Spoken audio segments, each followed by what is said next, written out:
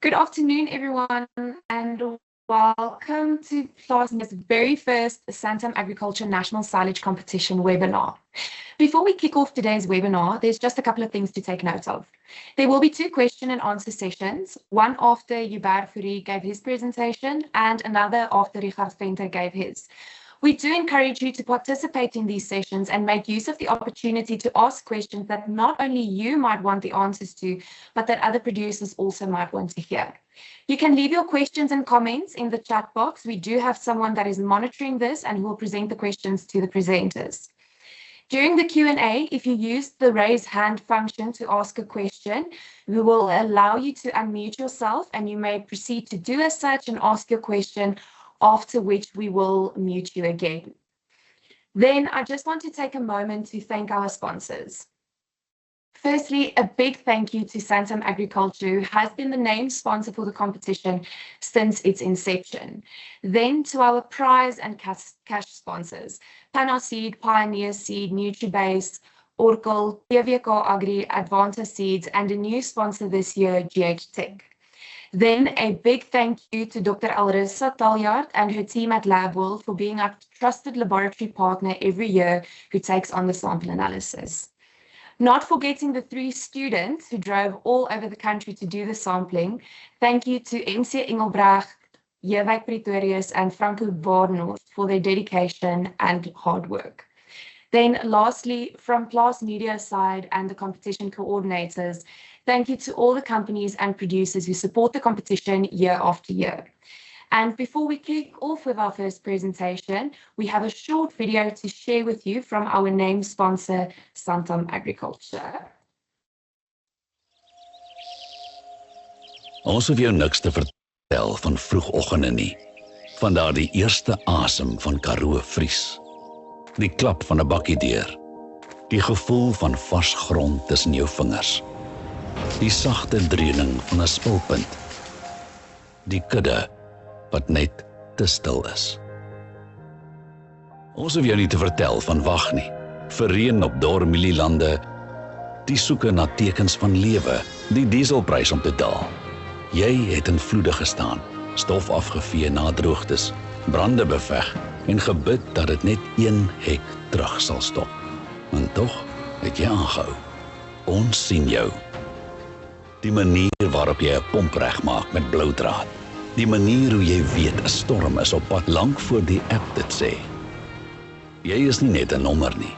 Jy is presisie, gemeng met instink, geloof, hoop, risiko en erfenis. Dag in, dag uit. En ons? Ons is nie koue knipborde, oproepsentrums, agente of vreemdelinge nie. Ons stap al meer as 'n eeu die pad met jou. In die veld, in die skuur, in die land, in die storm.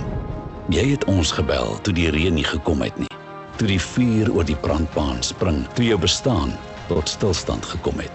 Jy het ons gebel toe die las te swaar raak en ons het opgedaag, nie met leë beloftes en slagspreuke nie, maar met aksie, wetenskap, spoed, kalmte en ondersteuning.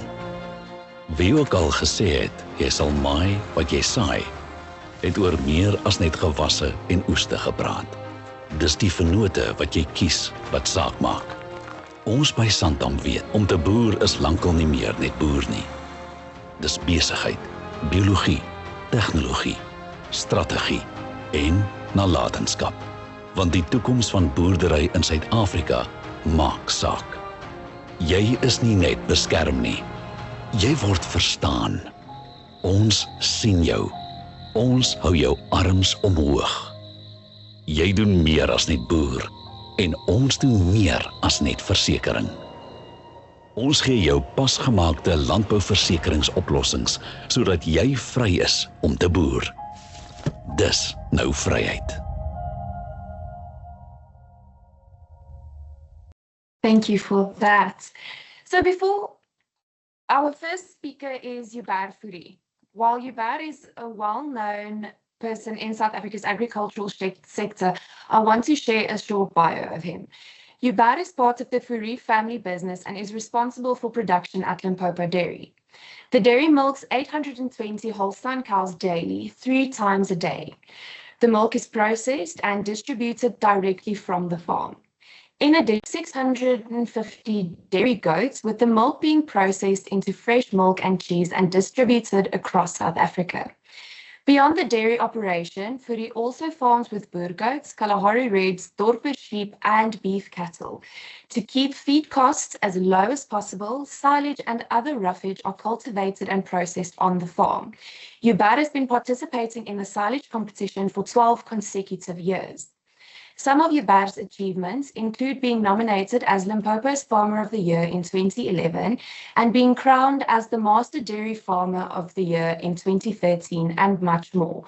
Ubat, I'm now giving over to you. Thank you. Good afternoon, everybody. Like I said, I'm Ubat Fourie, farming up north in Limpopo, where they said we're not allowed to milk. So we're in a dryish area. And one of our big constraints is water. So every bit of water we have to make sure that we do the best of it. So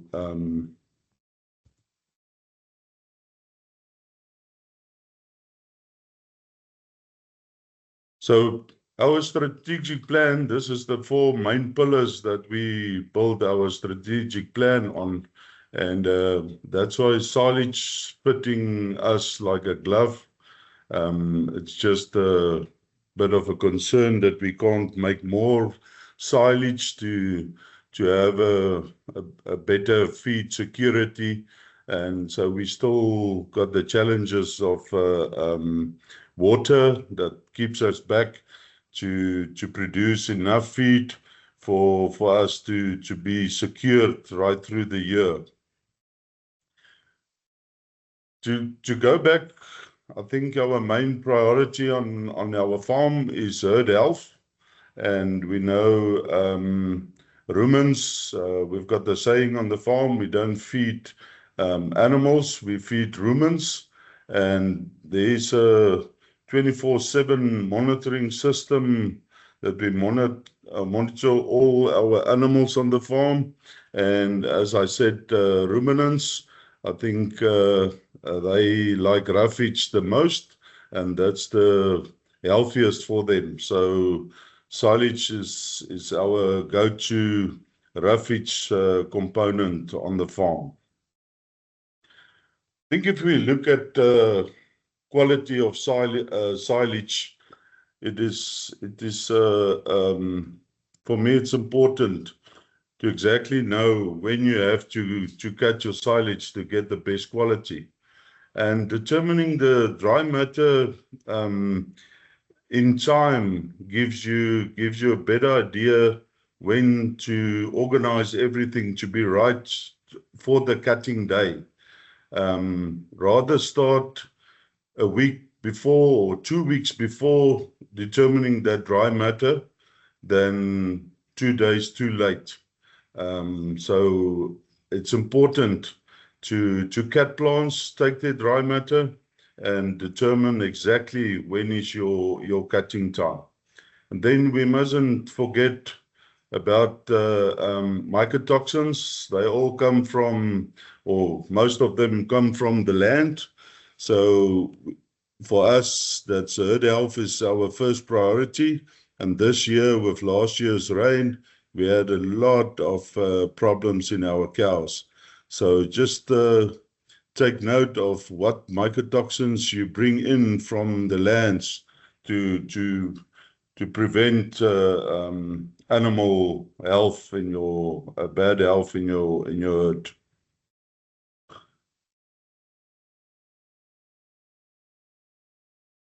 Yeah, if you go and do silage cutting, I know it's like a priest in church, speaking to the wrong people now, but hopefully I can give you a pointer or two that you probably forgot, and probably can help you for the next time if you make silage.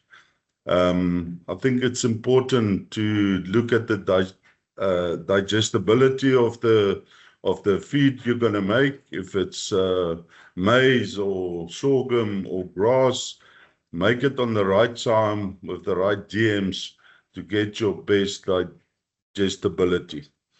And use the right equipment. I think it's important that everything is running well before you start with the whole cutting process, and make sure that your machine, your silage cutters blades are sharpened regularly and they 100% right, that you don't stand in the process for bad quality of machinery. And then a rule of thumb, your compaction, it's important that we work on. It's a 40% of what you're cutting, how many tons you cut on per hour. So if you cut 100 tons an hour, you should have at least 40 tons on your maize to get a good compaction.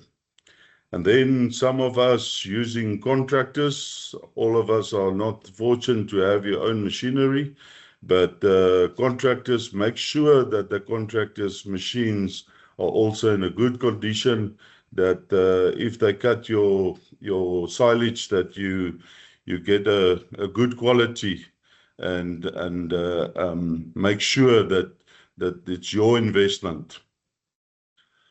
Right. Quality is very important for us on feedstuff on the farm. So we have a whole monitoring system. If we make silage, we use the Penn State sieve to sort out see the cut length and everything on it. We actually measure the cut length and the dry matter through the whole process the whole time, and make sure that all the kernels are broken, and then test the compaction. Why do we do this? We do this to make best silage that we can on the farm. If the cut length are too long, you can communicate with the machine and help the operator to reduce your cutting length. And if your kernels are not broken, to tell him to set your corn crusher that it's finer, and then that you can break all the kernels, and it's important for that kernels to break for digestibility later on. And then compaction, I think, is probably the most important thing. You can do all of these other things right. If you don't get that oxygen out of the silage, you're going to have to use it later on as compost, and that we don't want to do. If you cover your silage, the picture right top, I think it's the best way to cover it. Most weight on top of your sail, and the right bottom, you can see there's a lot of space between the tires. So if the sail is loose, it will create a vacuum to suck in oxygen, and again you're gonna have a bad top layer of silage, and you will spoil your silage. All your hard work will be for nothing. And then the picture in the middle, I think it's important to cover your silage as early as possible while you're making them. So don't leave the whole thing open until the end of the silage making. If it's 2 or 3 days or later on, try to cover us as soon as possible. And then on your top left, make sure that all the sails that you put on the silage are properly folded in, and make sure that no oxygen can come through all your where your sails get together. Then just remember, you only get one opportunity to do this. So give your 100% and be there. Be a nuisance to be 100% correct. Your quality is determined by the making process. So if your compaction not going to be good, you're going to have bad quality maize. Even if you had a big crop on the maize in the lands, you will come and make them rotten in your bunker. You must always calculate how much will your losses be. And if your silage look like this picture on the right, then your losses going to be huge. And for us, with water constraints and we can't make enough silage for all our animals, this is a no-no. We don't want that. We want actually no rot ever nowhere on the bunker. So it's important to control all the controllables. So whatever is in your hand, rain, we can't do anything about it, but we can make sure that the compaction is right, the dry matter that we cut, length and everything. What we normally do is if it's a bit drier, the silage, then we'll cut it shorter to help with the compaction. And if it's a bit wetter, we'll cut it a bit longer. So everything is about the compaction. And then if you use a contractor, this is not the contractor's silage. You have to be there, make sure all the standards, everything is in place. Because end of the day, the contractor leave your farm, you stay behind with that bad silage. So make sure that everything is a-okay if you make silage, that the contractor doesn't take shortcuts. And like I said, this machinery is also good.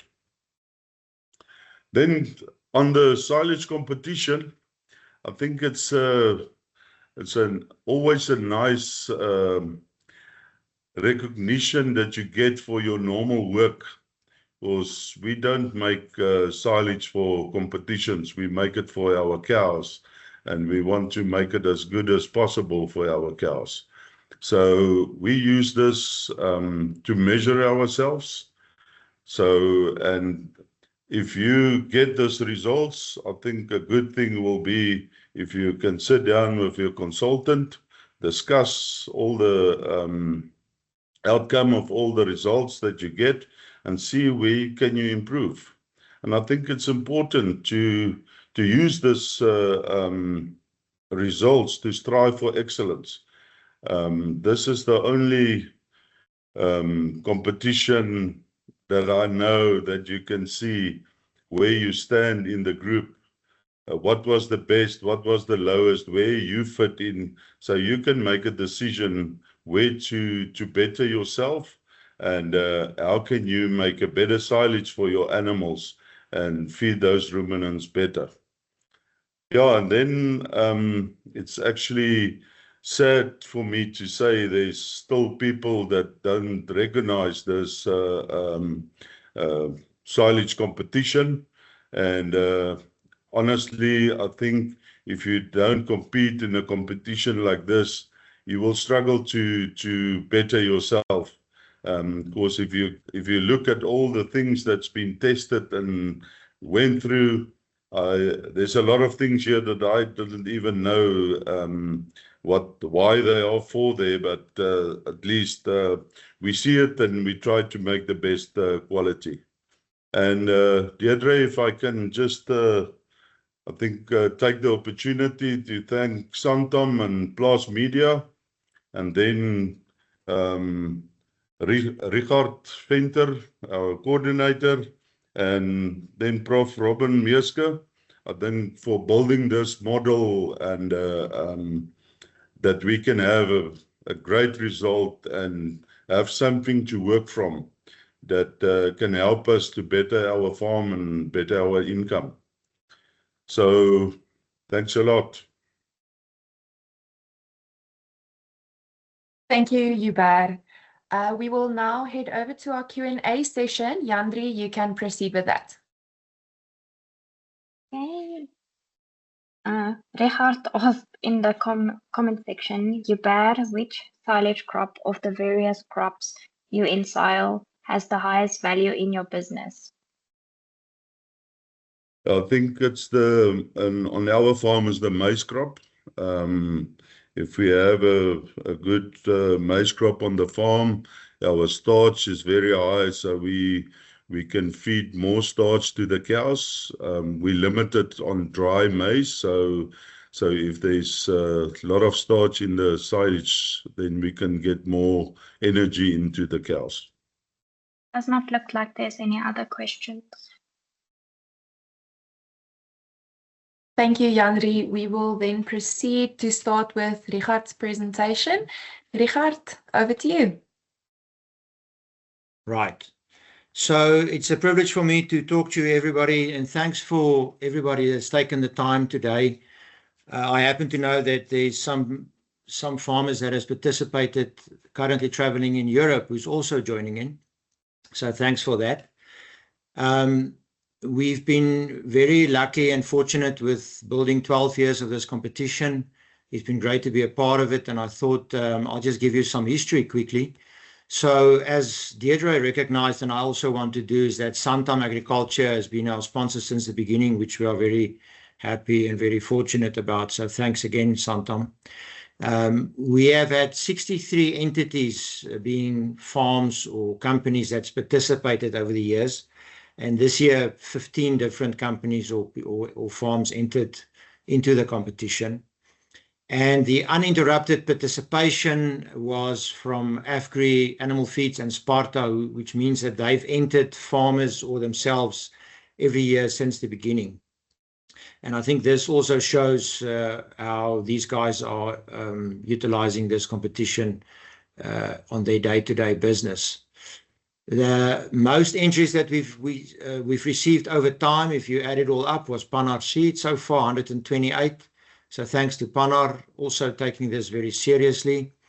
And our average entries per year is 78, which has steadily been increasing. The last 5-year average is 96. So that also shows a nice increase. And then, the total of 937 entries over the 12 years has been compiled of 76% maize silage, 14% oat silage, 8% feed sorghum, and 2% other. I can just say about this that I'm very excited to reach 1,000 next year with our 13th year, and also that being involved in the silage game all over, I can tell you that when you go to silage specialists in other countries even, and you ask them some fundamental questions about what is the state of silage in their country with some of the parameters that we measure, they simply cannot answer you. So the data set that was developed through this is actually quite unique and very special.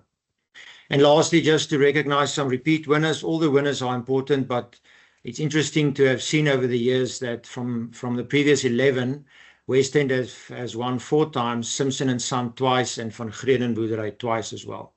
So looking forward to the prize giving a little bit later on. I also want to thank the students. There's some pictures for you, Franco, NC and Jewyk. They were all animal science students from University of Pretoria. I believe they're also joining this afternoon, seeing their handiwork. They visited the 84 farms this year, took a total of 420 samples from more than 330 sampling holes. So quite a job, and I know that they also enjoyed it. So thanks, guys, for your inputs and your hard work. This year's entries was divided as per normal between the 3 major crop groups. Maize silage, we had 60 entries. You can see the division there between bunkers or buns and then silo bags and bales. Feed sorghum 10 and oat silage 14.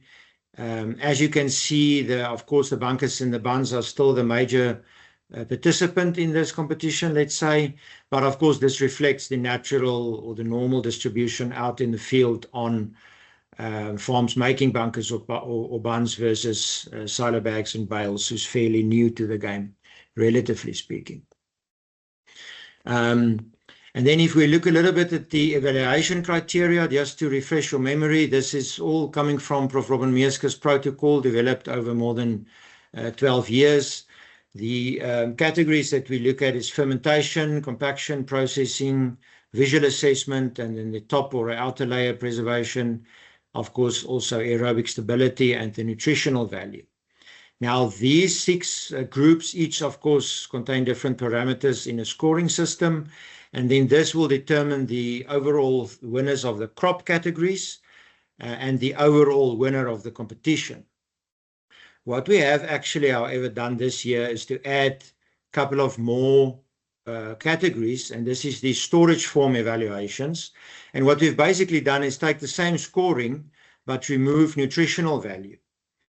And the idea behind this is that sometimes a farmer really strives to do everything right, and we've seen this specifically in last year's drought and this year's very wet season on the summer crop, for example, where the crop really eventually is not great, sometimes really due to situations outside of your control, but that the farmer and the managing team can still make good silage when you evaluate the silage making process.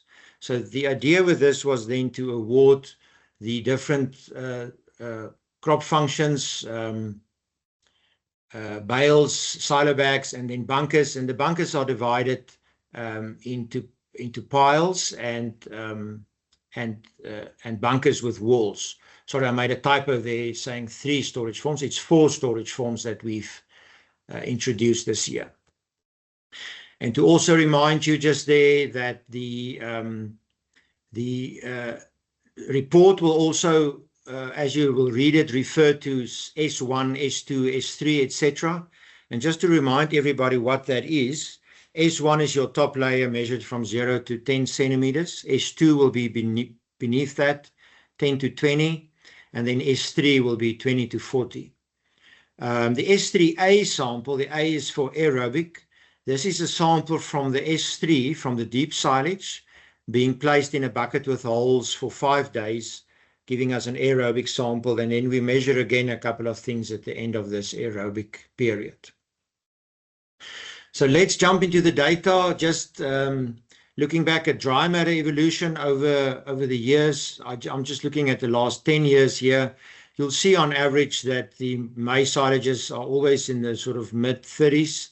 We've had a bit of dry silage last year with the drought, of course, but there's always some outliers. Last year with the drought, the driest silage was 81% dry matter, and to be honest, wasn't great silage.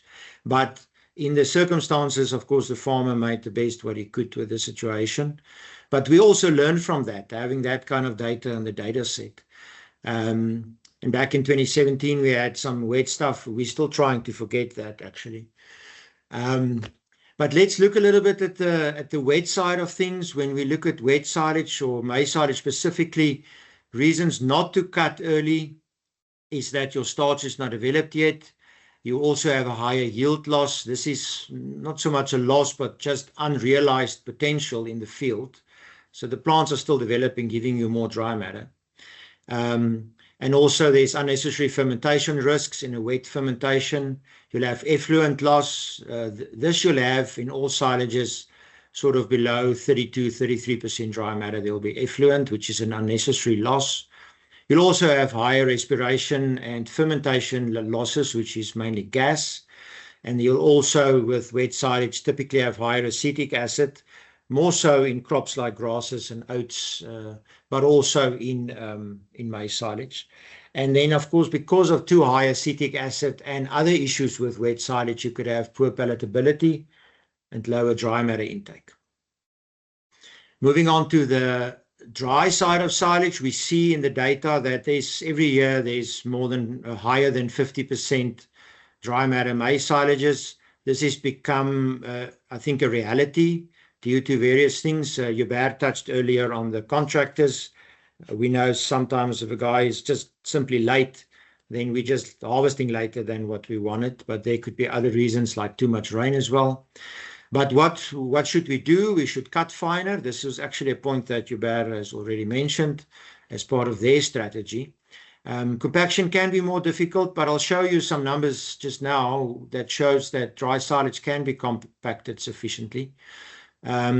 It's also, of course, a difficult fermentation environment leading to yeast and fungi risks that's increasing, and also higher mycotoxin risks, to name a few.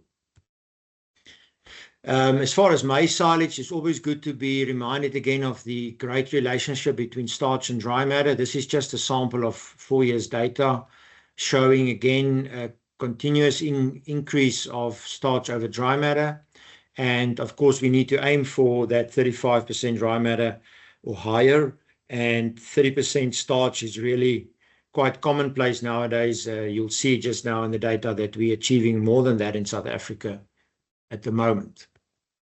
The highest starch that was measured this year in the competition was 50% on a dry matter basis, which is quite phenomenal. When we're doing density testing, or then more well known as compaction, we're using different corers.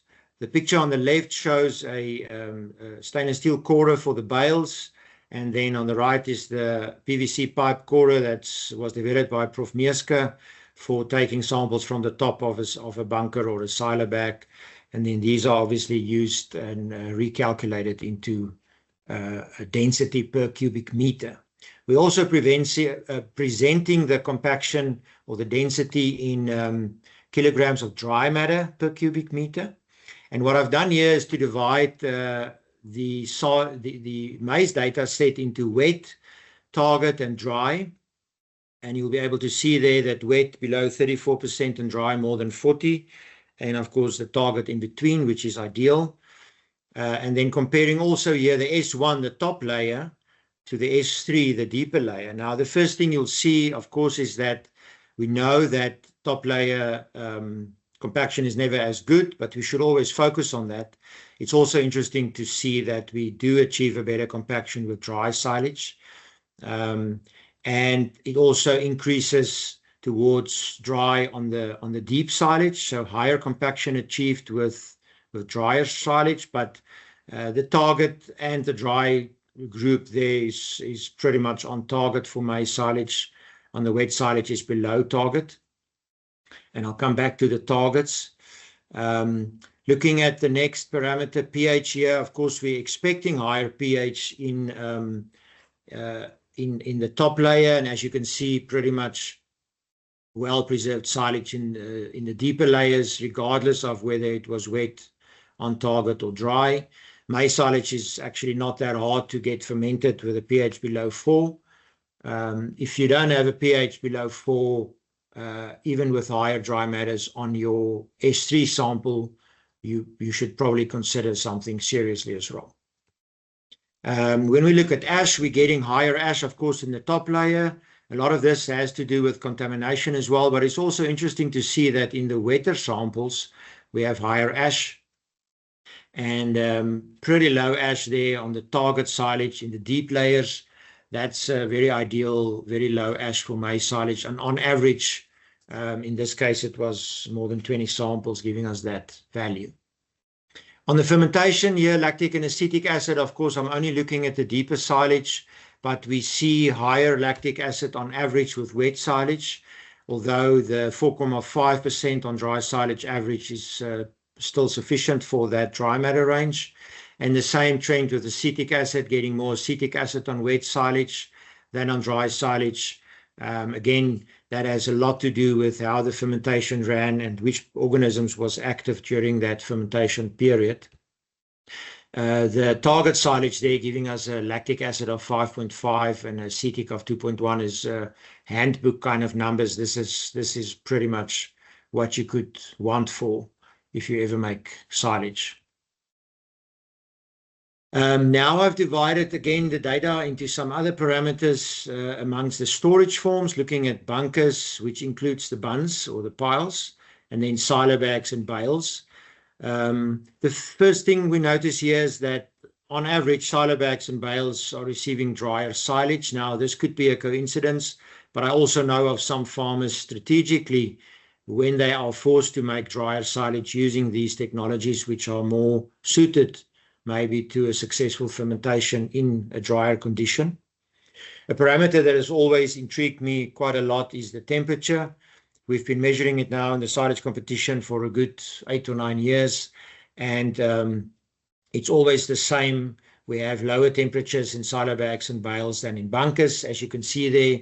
Now, part of the reality of bunkers and piles is that due to their sheer size, they are open for longer, so the time that it takes to get oxygen out is a couple of days, whereas the other systems are much quicker. And this has a lot to do with the primary fermentation and the speed of that fermentation. And then during that time, temperature will build up. So firstly, your bunkers will get warmer to begin with. But then secondly, and this is important also, is that the temperature that does build up can dissipate easier in storage systems like silo bags and bales. So we're finding that they cool off nicely. A lot of that silage when you measure them in the winter, in some areas of this country, it's like having your silage in a fridge. That's how cold it is inside, and we have those measurements. But on your bunkers, we're sitting with the residual heat inside, which is not great for energy. pH, of course, normal, all of them 3.8, regardless the system. And the only one that's really standing out here is that it seems like from this year's data, on average, the silo bag silage were not getting unstable after 5 days, whereas there was a slight increase over 4 on bales and bunkers, even more, 4.12. Ammonia is also an interesting parameter that also says a lot about quality of the silage and losses, but also about the speed of ensiling and how quickly you can get the oxygen out. And you can see here that the systems that gets rid of oxygen mechanically and sooner has in the end lower ammonia. And then lactic and acetic acid, pretty good numbers there, 5.5 for basically all the systems. And then the acetic acid, the lowest in silo bags, which is a trend we're finding as well, but that is also to do with speed of ensiling. The longer it takes to get oxygen out, the more acetic acid you typically will have. I continue with this comparison, but I'm adding sorghum silage and oat silage to the mix now. So let's now compare the crops just for interest. So, of course, the dry matter, you can see there, maize silage getting dry matters of 38, sorghum at 34, and oat silage 36. All of them pretty good averages that we had this year. The pH on the top layer on all silages are a little bit inflated, which means that on average we're still having slight losses on silage bunkers, bunker top layers. The deeper silage, however, the S3 sample deeper in is pretty good for all silages, no problems there, well preserved on average. And then after 5 days, we're seeing a slight increase in all silages, but what stood out this year was that on average, oat silage was quite unstable. This is from 14 samples, and that average is not good. Chop length could maybe play a role there. We see also on oat silage this year, the chop length that was measured is a little bit longer than the maize and the sorghum, although it is more difficult to cut oats so fine. It still remains important to process the crop as good as you can. But of course, the decision about chop length is not a theoretical one, but more a practical one regarding other feedstuffs available on the farm. And I believe the nutritionists should get involved in decisions about chop length. When we look at compaction here, we're seeing only really one problem. Of course, all the averages are below their targets. Maize silage gets quite close, as you can see. And just for a side note, I've excluded the bales here because the bales have very high compaction or density being compressed by a compactor. Even the oats at the bottom, you'll see 194. It seems to be quite far from the target, but it's comparable to other years, although it is low. But the sorghum really stood out for me this year to be, let's say, problematically low on compaction. Now, this is a side note maybe for farmers to take home. And then lastly, maybe on ash, the only really one that's really a little bit high on average is the sorghum. Of course, this is crop dependent as well, but I think there are sometimes other reasons why we're having higher ash and contamination. And then looking at some nutrients, again, maize silage, sorghum, and oat silage, comparing them to each other. We're looking there at protein, for example. Of course, we know oat silage has the highest potential to give us protein. This data set reflects that. Maize silage was quite high at 8,1. We sometimes only get a 7.6 or 7.8 there. Sorghum silage also, I would say, quite high for sorghum. We tend to get 6.5%, 7% on sorghum. So all in all, the protein was not bad, but oat silage, of course, can be higher than that. And guys who make oat silage will know that it's fairly easy to get oat silage at 10, 11 or 12% crude protein. And this is an issue of harvesting stage. The fiber levels, of course, we know maize silage is much lower than the others. That's one of the best aspects of maize silage. Part of it has to do with the dilution effect of the large component of starch, but a very good crop to have in your feed flow. And as Hubert had mentioned earlier, also the silage that is of most value to him. Lignin also low, of course, the indigestible part on maize silage. And then starch is interesting. We know we can get 34% starch there on maize silage, but both sorghum and oats really doesn't give us starch. To be honest, that sorghum is only as high as 4 because there was a feed sorghum in the mix this year that delivered 17% starch, which is very good for a feed sorghum. In other words, not a sweet sorghum or a sorghum cross, a pure feed sorghum. And that has pulled up that average there. But oat silage giving us on average 3% really shows us that it's not a starch crop. And in my opinion, to wait for full starch development or grain development on oats is probably not worthwhile, while you can get much better protein and protein quality if you harvest slightly earlier. And then TDN, of course, the highest, obviously being maize silage. And this year, sorghum was only 55.9 on average. Normally, sorghum and oat silage is very close to 60, both of them. But the sorghum silage sample this year seems to be a bit lower. I want to discuss a little bit how to read the report, if you guys will allow me. What I've done here is to just take a random report. It's not important whose it is, but to just look through it and show you, point out some things. The first thing you'll do is to read at the very top your average mark, and you can also compare that to the maximum, so you could see where you are. Of course, right at the top of the report, your actual position will also be indicated. So the orange column is then your data, and it's being compared then to the average, standard deviation, minimum and maximum of the competition. And some parameters, like you'll see on this one here, for example, temperature and compaction, indicates their bunkers buns. So it means that the statistics you're seeing in the 4 columns on the right are for that storage system. And that's just to make your comparison more relevant. If we put, for example, the high density bale compaction into the overall average, well, then everybody looks to be low. But we need to compare apples with apples. So the statistics have been divided into the storage systems on some of the parameters where it makes sense to compare it only to your storage system. But I'll give you some examples. Firstly, you can look at the practical scoring on the farm. These points are fairly subjective, of course. There's human error involved, where the students would score things like how well the particles has been processed, the kernels being crushed, if it's maize silage, what is the smell like, how well is the bunker sealed. But rest assured, these points do not add to the overall formula. So it means that it might be subjective, but it doesn't change your outcome. You'll then typically have some comments in cases like that, highlighting, for example, in this case, that bunker sealing is insufficient. Temperature now, you could read the report like this. You see your temperature is 24.3.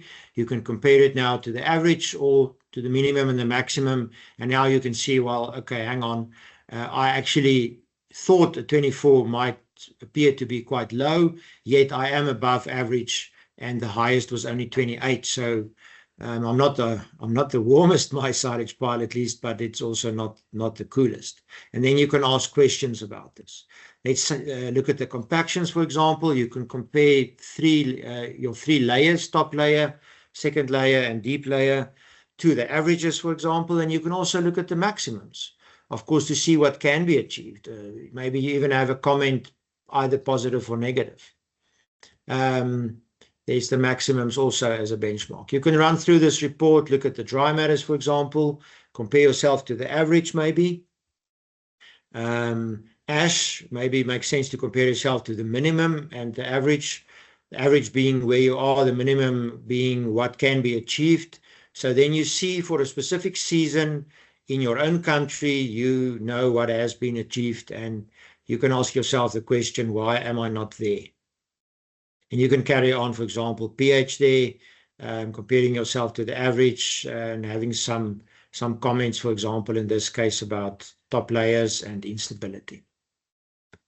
When you move to the lower part of the report, we're looking more at the nutrients, and now we can go through it. You got all your proteins there, your fiber fractions, starch, for example. This is the report that I showed earlier or mentioned that had 50% starch.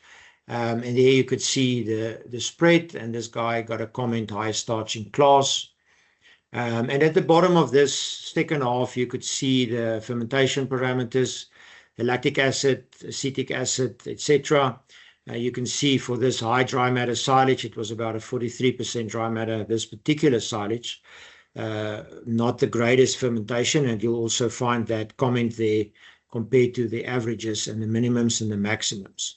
So that's how you read this report. That's how you use it to your benefit, and that's what we're trying to achieve value-wise. As a summary, I can highlight a few points. I think the top layers in general still needs attention on most farms. We can harvest maize slightly later for starch, and we must possibly harvest oats slightly earlier and wilt longer for protein. Definitely from this year's data, we should compact sorghum better. Density of silo bags remain lower than ideal. This is something that was highlighted by Prof. Meeske for the last couple of years already. And this is machine operation. It's operational errors that needs to be corrected. We all need to avoid contamination, especially on bunkers where tractors are driving across, and the tractor wheels are the source of the contamination. But also I've seen some extreme cases this year of silage being offloaded on the side of the field and then loaded onto trucks with loaders. And then again, in this case, it was silo bags offloaded on the ground and then loaded into the silo bags with loaders, giving us unbelievably high ash levels of 13 and even 20%, which means that a very big part of your crop is now turned into sand. So really, contamination is a big issue that needs to be managed. We also saw the oat silage this year was pretty unstable. That's something that we could work on. One of the first things you could do is to speed up your on-siling process and keep it clean. And of course, there are silage inoculants that could help you with that, but I'm not specifically going into that topic this year. Prof. Meeske has made some very interesting observations in the past, but I've not presented that this year. All of us could increase the rate of ensiling, of course, on condition of all the other good points that we need to achieve. And then a last note from me is to keep the sheets and the plastic closed and undamaged all year long, because I think we forget, and I think you need to go out after this webinar to your silage and have a look if the plastic is still closed and whether there's damage that can be repaired. This is something that really should be done more often. So from my side, I thank you very much.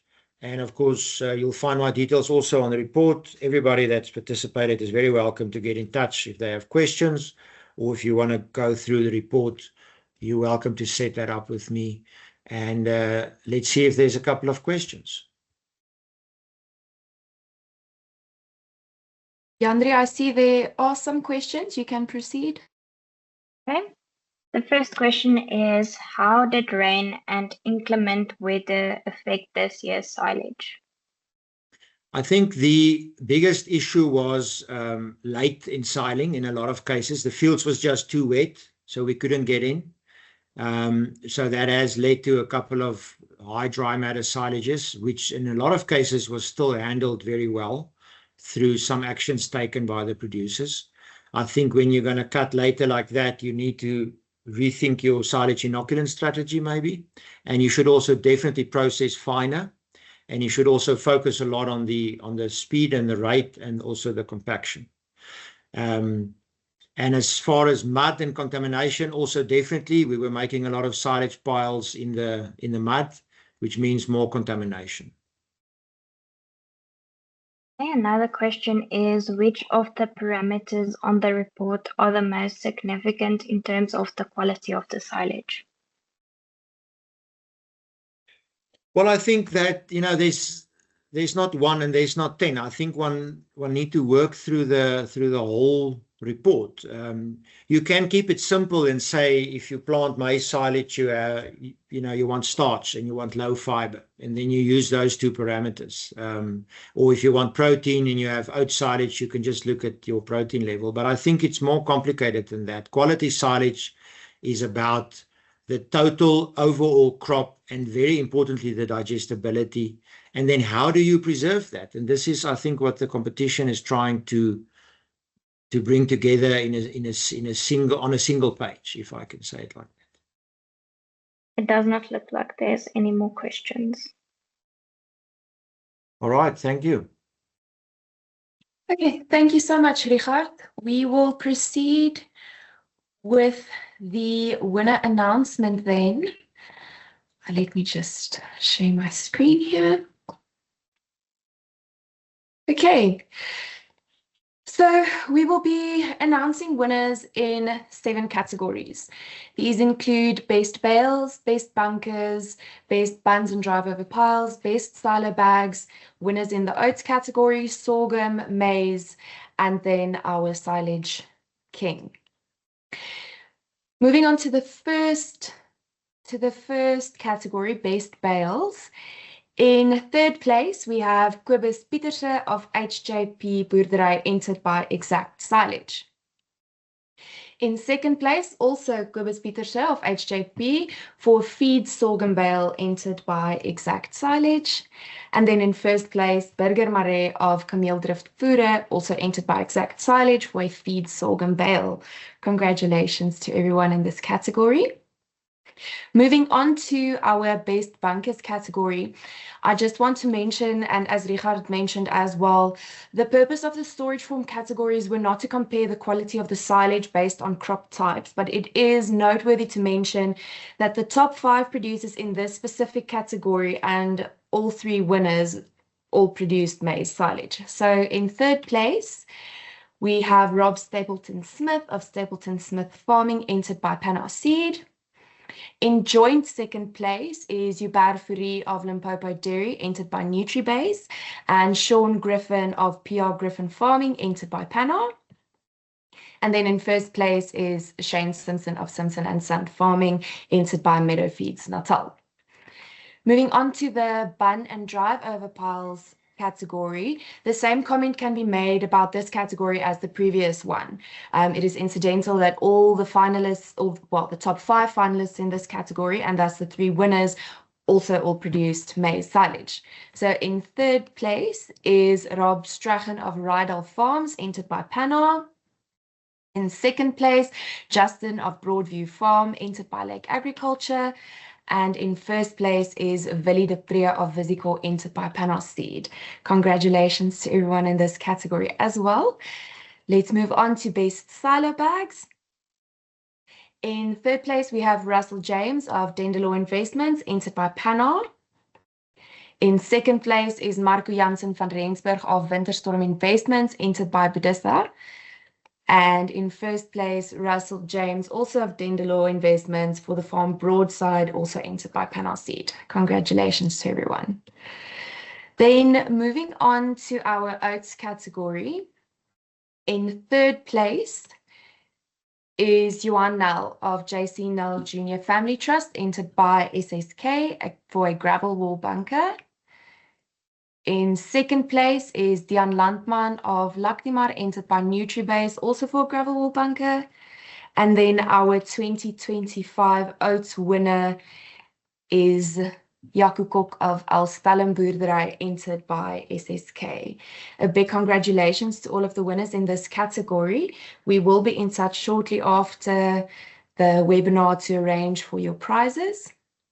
Okay, moving on to the sorghum top 3. In third place, Kobus Pieterse of HJP Boerdery, entered by Exact Silage. In second place, Burger Maree of Kameeldrift Voere, also entered by Exact Silage. And our sorghum winner, a returning winner, is Marco Jansen van Rensburg of Winterstorm Investments, entered by Budisa. A big congratulations to everyone in this category as well. Moving on to our maize category. In third place, we have Russell James of Dendelor Investments, entered by Pana. In second place is Hubert Fourie of Limpopo Dairy, entered by Nutribase. And our maize silage winner for 2025 is Kobus Pieterse of HJP, entered by Exact Silage. A big congratulations to everyone. And then our 2025 Santam Agriculture National Silage King. It is a privilege for us to announce that this winner is Kobus Pieterse of HJP Boerdery from Witbank for a maize silage bale, entered by Exact Silage. A big congratulations to you, Kobus. Any questions or queries can be sent to me or to Richard, or if you would like to do so, you can post any questions or comments in the chat and we will gladly assist where we can. It doesn't seem that there are any questions at this moment. Richard, any last thoughts from your side? You are welcome to share. I think we just want to invite everybody to participate again in 2026. And congratulations to the winners, really worthy silage. I can tell you that silage that won from Kobus Pieterse, that's like handbook stuff. That's the stuff of dreams. It's phenomenal silage. So really well done to him and the team. I know it's quite a big team on that farm. And also from myself to all the other category winners, but all the participants, and we hope to see you again next year. Thank you.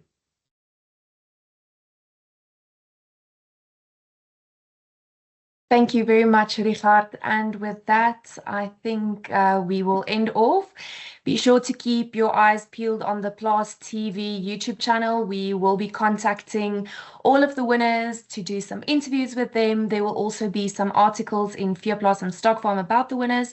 So be sure to keep an eye on that if you want to learn more about them and their silage making practices. Thank you everyone for joining and have a wonderful afternoon.